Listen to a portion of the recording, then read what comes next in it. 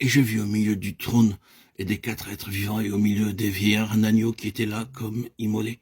Il avait 7 cornes et 7 yeux, qui sont les 7 esprits de Dieu, envoyés par toute la terre. Apocalypse 5, 6.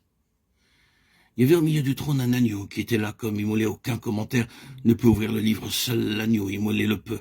Apocalypse 5, 6. L'agneau de Dieu est mentionné 28 fois dans le livre de l'Apocalypse. Ceci donne 28 aspects de la signification de la croix de notre Seigneur Jésus-Christ. Les 7 cornes montrant qu'il est roi, car les cornes signifient royauté. Apocalypse 17, 12. Les 7 yeux parlent du grand secret de la plénitude du Saint-Esprit, par l'identification avec la croix de notre Seigneur Jésus-Christ. Alors que l'agneau rompait le premier sceau, Jean vit un cheval blanc. L'Antichrist viendra essayant de se faire passer pour le Christ aux yeux des hommes. Les autorités mondiales établiront l'Antichrist comme leur chef et il deviendra un dictateur mondial.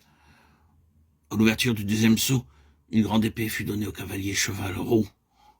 Apocalypse 6, 3 et 4. Ceci parle de nombreuses guerres. Le troisième sceau révèle un cheval noir, prédisant une grande famine dans plusieurs parties du monde, versets 5 et 6. Dans Apocalypse 6, 8, le quatrième sceau révèle le cavalier du cheval pâle, qui est la mort, accompagné du séjour des morts. Jean vit à l'ouverture du cinquième sceau, dans Apocalypse 6, 9, 11, que beaucoup de fidèles seront tués. Il y aura une persécution mondiale durant toute la période de la tribulation. Apocalypse 6, 11. À l'ouverture du sixième sceau, Apocalypse 6, 12 à 17, le soleil s'obscurcit, la lune devint comme du sang et les étoiles tombèrent sur la terre. Comparez Matthieu 24, 29. Celui qui atteste ces choses dit, oui, je viens bientôt. Amen, viens Seigneur Jésus. Apocalypse 22, 20. Lorsque le septième sceau fut ouvert, 7 trompettes furent données aux 7 anges. Apocalypse 8, 7. Il fut dit à Jean que lorsque le 7e ange sonnerait de la trompette, le mystère de Dieu s'accomplirait. Apocalypse 17. Nous en venons maintenant au chapitre 11 à 19 de l'Apocalypse. Ces chapitres décrivent les 3 dernières années et demie de la période de la tribulation. Au moment où le 7e ange sonne de la trompette, tous peuvent voir que le Seigneur Jésus-Christ va régner. Nous avons 3 âmes par lesquelles nous pouvons vaincre le diable. Apocalypse 12, 11. La première est le sang de l'agneau. La seconde est la parole de notre témoignage.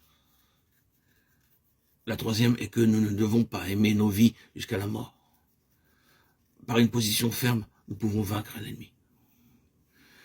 Il vaudra certainement mieux souffrir et mourir que d'adorer la bête. Puis viennent les noces de l'agneau. Apocalypse 19, 9. Et celui qui est appelé le fidèle est le véritable descente du ciel ouvert sur un cheval blanc. Verset 11. Le diable est saisi et lié pendant 1000 ans. À la fin de ces 1000 ans, Satan est relâché. Versets 7 et 8 du chapitre 20 du livre de l'Apocalypse. Il sort pour séduire de nouveau les nations et pour les rassembler pour la bataille. Mais un feu descend du ciel de la part de Dieu et les dévore. Puis le diable est jugé et jeté dans les temps de feu.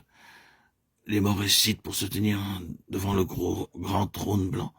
Ceux dont le nom n'est pas écrit dans le livre de vie sont jetés dans les temps de feu.